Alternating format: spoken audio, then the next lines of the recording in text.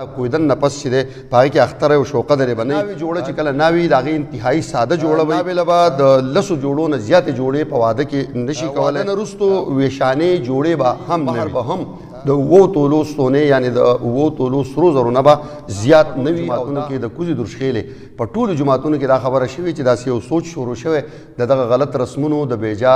خرچو د دې په ځای رسېدلي دي په نکاح کې موږ چرګان او میان او هګۍ او په نومونو دا کیسې امام د خپلې محلې چې دی دا امیر دی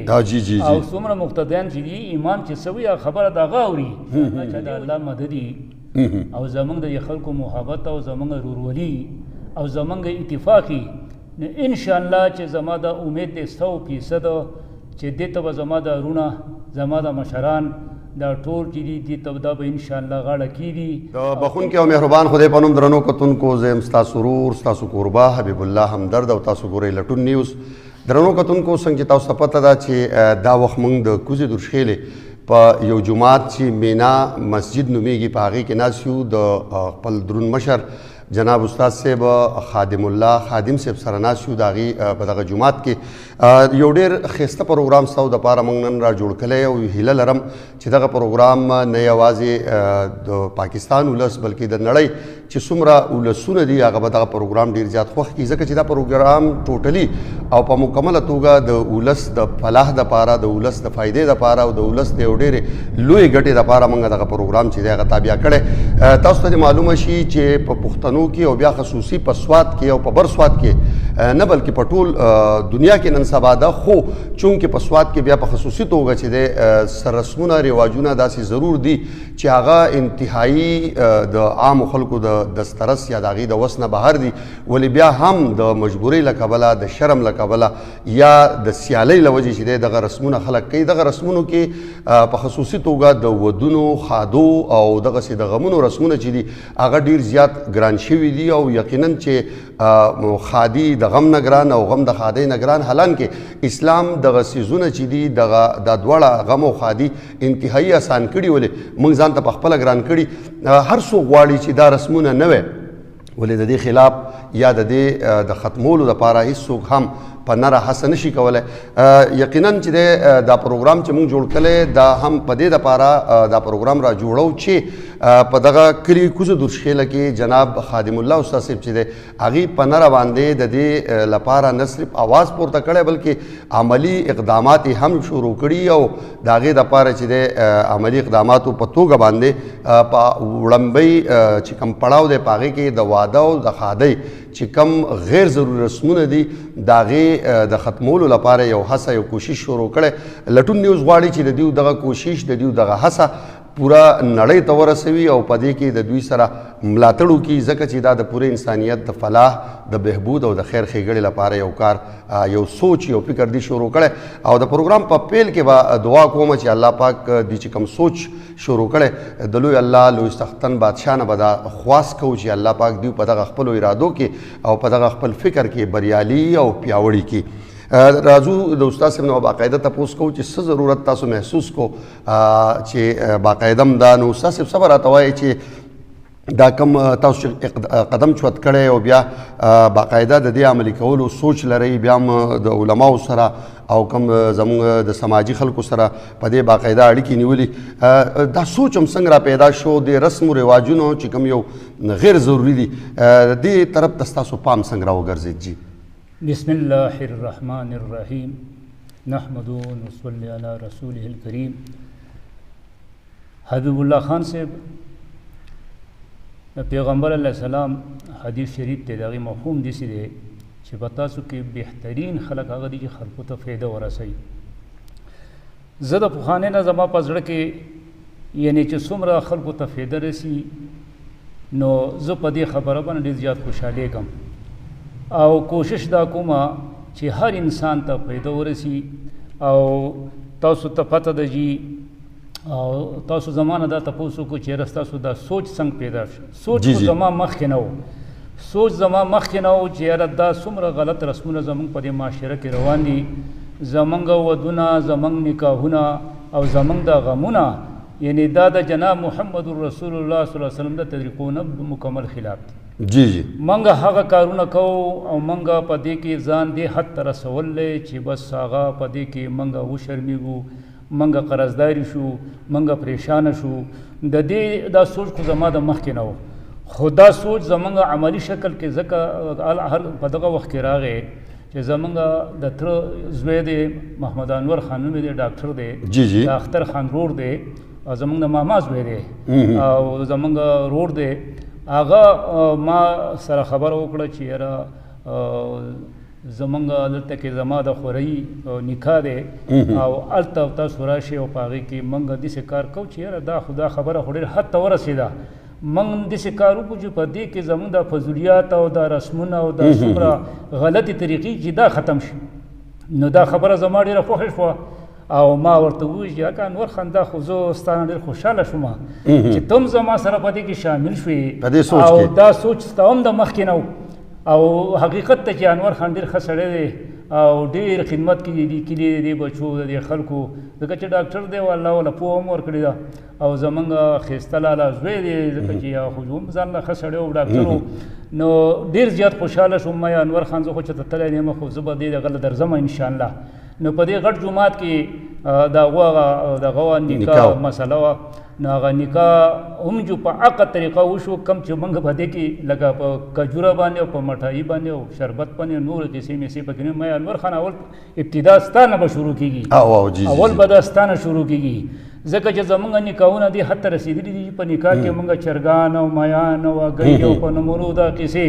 نو تقریبا کم سے کم دا 50-60 روپۍ په دې نکاح باندې خرچره شي. نو هغه واده چې بیا موږ کوو نو د هغې دپاره بیا خو زموږ سره صحیح نه که نه وله قرضه کوو یا داسې کوو نو مې دا اساني پکار ده. د دې دپاره سوچ کوو، د دې دپاره چې نه داسې کار کوو چې په هغه جومات کې بیا هم خلک راغونډ شي. نو په هغه وخت کې هم ما سره لږې خبرې وکړې چې ما وی دا انور خان خو داسې خبره ما ته کړې ده چې دا زما د عمر یعنې په زړه کې دا خبره پرته وه او دې زما یو ملګری پیدا شو. نو هغه خلکو ته یو خاص وکړو، یو درخواست مې وکړو چې زما وروڼو مسلمانانو که تاسو ټول زموږ سره متفق کېږئ او دا خبره موږ دې له عملي شکل ورکړو، موږ یو داسې خبرې ولیکو او تاسو ته به موږ پیش کړو. که ستاسو خوښه وه انشاءالله دې له به عملي شکل ورکړو، او که نه ستاسو خوښه نه وه نو زموږ په ذمه خو جو وما علینا الا البلاغ، یو سوچ به موږ راورسوو. نو ښه هغه خلکو هغه خبره دا بیا تاسو چې دا کوم نکات لیکلي د نکاح والې سره بیا د هلک د خادی بیا د جنۍ د خادی او دغه رقم د غم دا تقریبا 14-15 خبرې دي چې دا تاسو لیکلي چې په هغې کې وړاندې دا ده چې نکاح په خرما او په شربت باندې کېږي. نو یا دا نورې چې تاسو دا کمې خبرې لیکلي دا بیا د سره د دې سیمې د دې کلي خلکو ته تاسو څنګه ورسولې او هغو په دې کې خبرو کې کمو خبرو باندې اتفاق وشو بیا ستاسو د دې ټولو خلکو؟ جی په دې کې بیا انور خان الله دې خوشحاله کړي، الله دې ول عمر ورکړي، هغه د دې مشرانو سره میلاو شو. زه خو چونکې کمزوری یم داسې زیات ګرځېدی نه شم،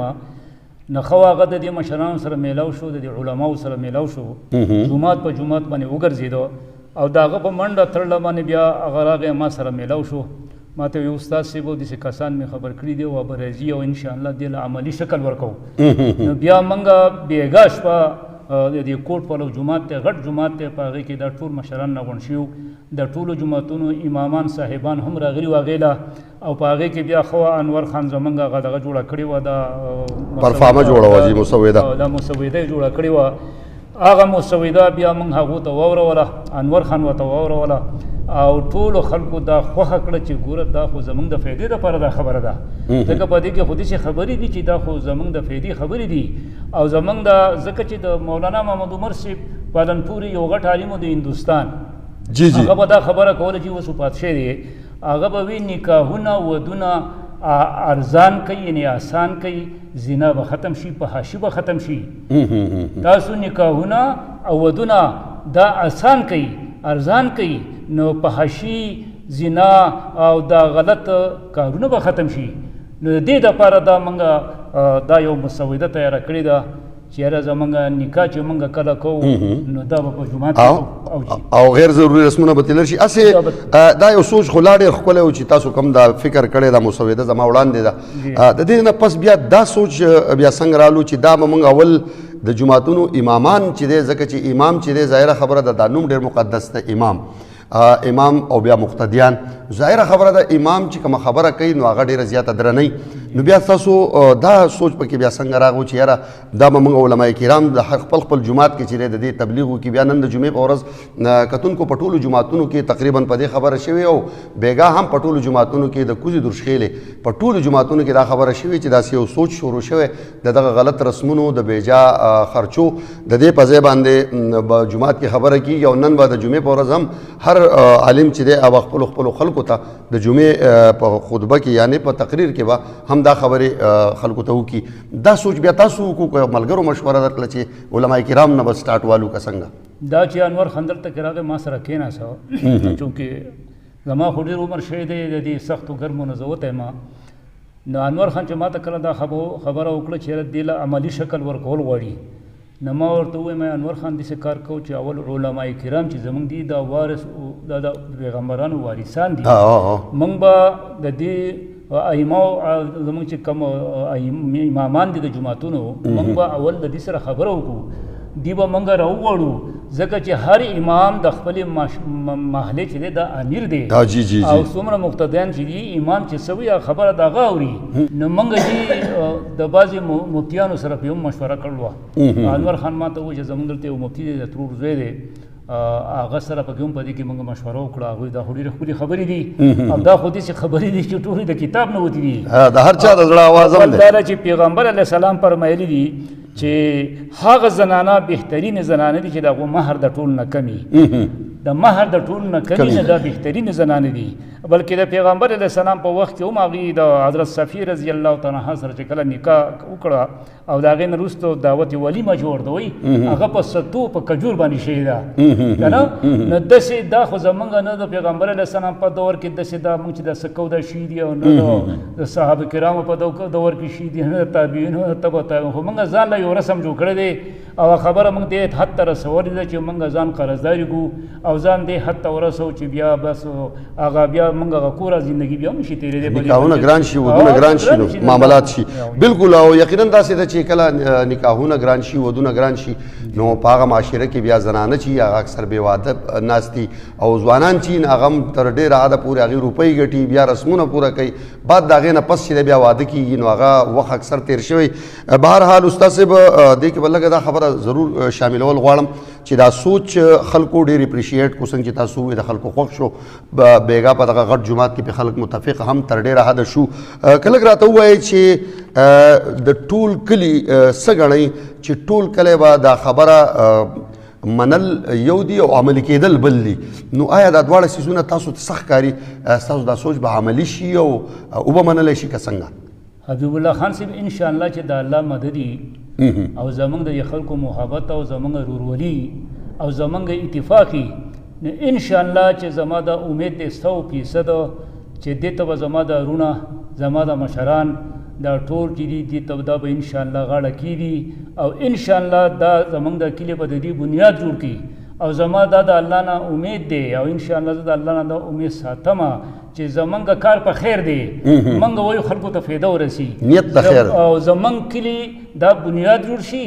او زمونږ د کلي علاوه په دې ټول علاقه کې بلکې زمونږ په دې ټول پاکستان کې د خیره سره دا نکاحونه هم آسان شي او دا ودونه هم آسان شي او زمونږ د غمونه هم آسان شي انشاءالله دا خو زمونږ امید دی د الله نه او الله به زمونږ مدد کوي استاد صاحب کله راته ووایئ که نه څنګه چې تاسو وویل چې یاره داسې یو رول ماډل به جوړ شي دا او یقینا چې دا داسې وي ځکه د هر چا د زړه اواز دی خو بعضې اواز د هر چا په ژبه نه راځي د یو کس په ژبه راشي او د هغه پس بیا نور خلک د هغه اقتدا کوي یا د هغه پسې روان شي که لږ راته ووایئ چې یاره کوم خبرې چې تاسو لیکلي دا خو زه خپلو کتونکو ته په دغه سکرین باندې هم وښیم او بلکې وربلي به ورته دا هم ووایو په دې کې ما یو تپوس دا کوو چې فرض که دا عملي کېږي نو دې له تاسو څه داسې سوچ لرلی چې یو کمیټي دې له به جوړېږي که یو شورا به جوړېږي که څنګه انشاءالله زمونږ په دې دا مشوره کړله چې اول خو د جوماتونو امامان صاحبان چې دي دا د هر جومات د خپلو مقتدیانو مشران دي ان شاء الله په دې کې به موږ ځان سره دا ټول علما کرام د ځان سره متفق کوو ان شاء الله بیګاز دا ټول علما کرام راغلي او دا خبره هغه خوښه کړې ده چې دا ډېره ښکلې خبره ده دا خو صحیح خبره ده ځکه چې په دې کې څه شک شوبه نشته ان شاء الله چې دا لاګو شي نو ان شاء الله په دې کې خو د ټولو فایده ده نو زموږ دا خیال ده چې په دې کې موږ ان شاء الله اوس په دې جماعتونو کې دا خبرې کړې دي په دې کې به نورې خبرې هم مخې ته راشي دا خو زموږ یو څو خبرې موږ کړې دي شروع ده په دې کې زموږ سره نور هم پوه خلک شته په دې کلي کې قابلان خلک شته او ډېر سینر کسان دي هغه به ان شاء الله په دې کې خپلې خپلې مشورې موږ ته راکړي او موږ دا خبره کړې هم ده چې تاسو زمونږ امامان صاحبان چې دا خبره کله د جمعې په مانځه کې وکړي نن به ان شاء الله هغو کړي ومي ان شاء الله په دې کې په هر جومات کې داسې ښایسته ښایسته خلک او قابلان خلک ومي چې د هغو په ذهن کې یو داسې خبرې چې هغه زمونږ په ذهن کې به نه وه نو ان شاء الله هغه خبرې هم مخې ته راشي نو موږ هم ان شاء الله هغې له عملي شکل ورکوو که خیر ځکه چې زمونږ کار خو خلکو ته فایده رسول دي چې څومره کېږي او د خلکو ته فایده ورسي او زمونږ دا کارونه اسان شي ان شاء الله دا تپوس مې په دې وکړو چې څه وخت کې د نواز شریف سابق وزیر اعظم په حکومت کې په ودونو کې د بیجا ولیمې حوالې سره چې د یو قانون جوړ شوی هم او بیا پکې موږ کتلي هم چې څه د خلکو نه چې د څو دیګونه زیات دغه وخت کې دیګونه به یې هم وړو یو داسې دغه هم پکاري ضرور چې ډېر خلک داسې چې هغه ټول خلک متفق وي او د هغې باوجود څه خلک که د دې نه سرغړونه کوي یا دا کم اصول چې تاسو متعین کړي مزید په دې کې اضافه وشي او دا فاینل شي یا کم شي یا څنګه هم او اخري غوټه دې له ورکړی شي بیا یو سړی د دې نه سرغړونه کوي یا د دې نه مخالفت کوي د هغې دپاره به هم څه طریقه کار تاسو وضع کوئ که څنګه ان شاء الله حبیب الله خان زمون کلی چې دی دا زمون ټول یو ورونه خلک ورونه یو او ان شاء الله اکثر زما پرې کې زیات شاګردان دي جی جی او هغه ته هم دا پته ده چې یاره استاد صاحب چې کوم دا کار شروع کړی دی دا خو زموږ د فایدې لپاره دی ان شاء الله زما دا امید دی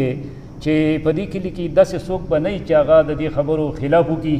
ځکه چې دا داسې ښایسته خبرې دي چې په دې کې د هر سړي فایده ده دا چا به کې نقصان نشته ټولو ته به ان شاء الله فایده رسي او ان شاء الله دا اجر عظیم دی دا یو لوی جهاد دی په دې کې ان شاء الله موږ نه چې څومره کېږي زما ټولو ته درخواست دی چې دې په دې کې منډه ترنډه پوره زور ولګوي او دا خبرې لاګو کړي او دې خبرې له عملي شکل ورکړي ان شاء الله دا دې نه بله غټه خبره نشته ماشاء الله کتونکو څنګه چې ما تاسو ته د پروګرام په پیل کې وویل چې زمونږ ډېر زیات په منګران زمونږ ډېر عزتمند قدردان او زمونږ پټکی زمونږ عزت جناب خادم الله صاحب چې دی هغې